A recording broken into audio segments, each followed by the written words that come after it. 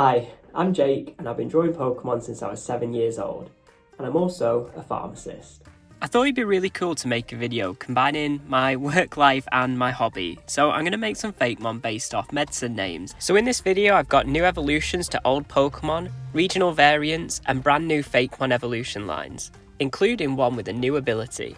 If you don't know what a pharmacist does, essentially we stop doctors from harming you with drugs. We make sure that the right patient gets the right medicine at the right dose at the right time. And now make sure the right medicine turns into the right Fakemon. So how do you make a Pokemon from an inhaler?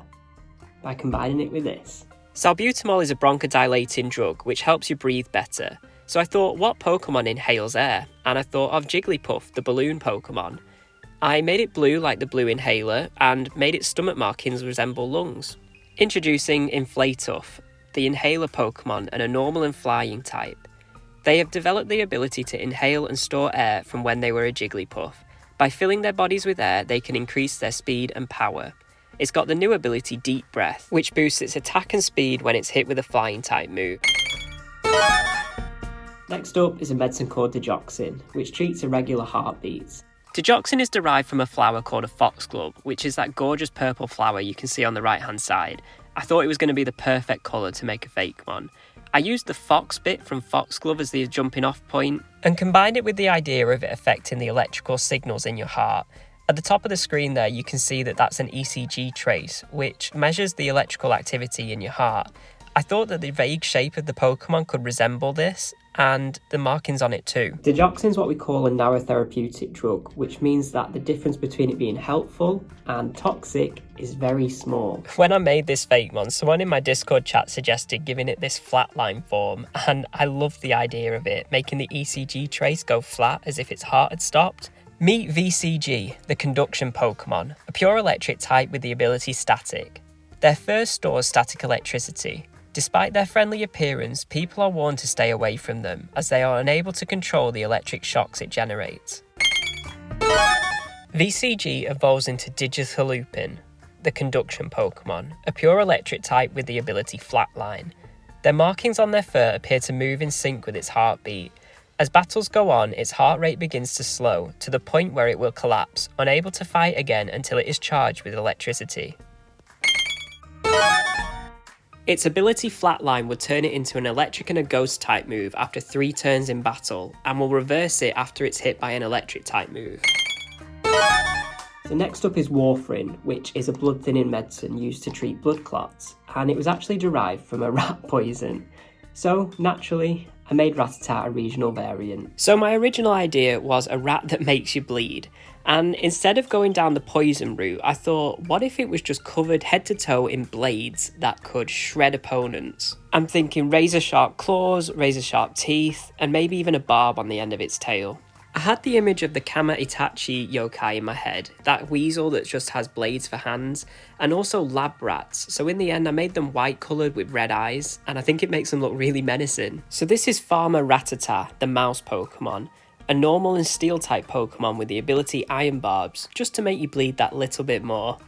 Farmer Rattata have a tolerance to poisons unlike their Cantonian cousins. Their fur is razor sharp, and one scratch from this Pokemon can cause excessive bleeding. Farmer Rattata will evolve into Farmer Raticate, the mouse Pokemon, a normal and steel type with the ability Iron Barbs. The toxins it feeds on enters its bloodstream but cause it no harm. Its claws, teeth and tail tip is incredibly sharp and capable of causing devastating wounds. Finally, paracetamol, or for the Americans among us, acetaminophen. I think I'm saying that right. It's a staple in everyone's home, so it had to be included in this video. Oh, poor old paracetamol. That thing that everyone has at home, but people really underestimate it. It's actually a really effective painkiller if you take it regularly. But no more than 4 doses in 24 hours, please. So I wanted to make it kind of like a zero to hero evolution line. It starts off small and weak, and it would be common to find in the region that it's often overlooked. Then, as you train it regularly, it becomes more and more reliable, and finally ends up as this big, calm, powerful fighter. The design itself isn't flashy, just like the medicine. I tried to tie in themes of paramedics and superheroes too, because I wanted its special ability to be able to counter psychic types, kind of as a reference to the fact that you use it to treat headaches. Introducing Tabtot, the brittle Pokemon, a pure fighting type with the ability Weak Armor. They are found in nearly every home but are often overlooked and ignored due to their weak stats and brittle bodies. Taptot evolve into Parace, the fighter Pokemon. It's a fighting type with the ability Painkiller. When Taptot undergo regular training, they evolve into Parace. Their bodies are tougher and have even begun to train their punches to cause internal damage. Finally, Parace will evolve into Medicita-Man, the fighter Pokemon, a pure fighting type with the ability Painkiller. Their punches affect the inside of Pokemon's bodies on a molecular level. They have worked out how to both heal and damage using this skill.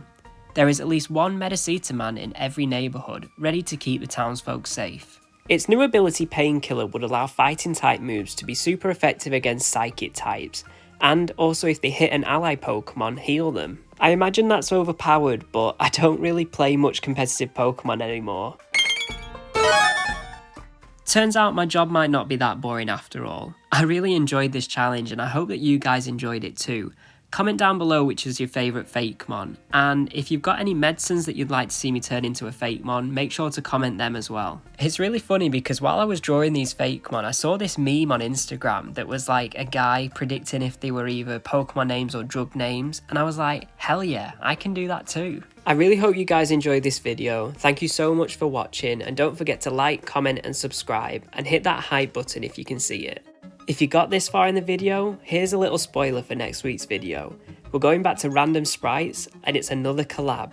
This time, 10 artists looking at the same sprite. I'll see you next time. Bye!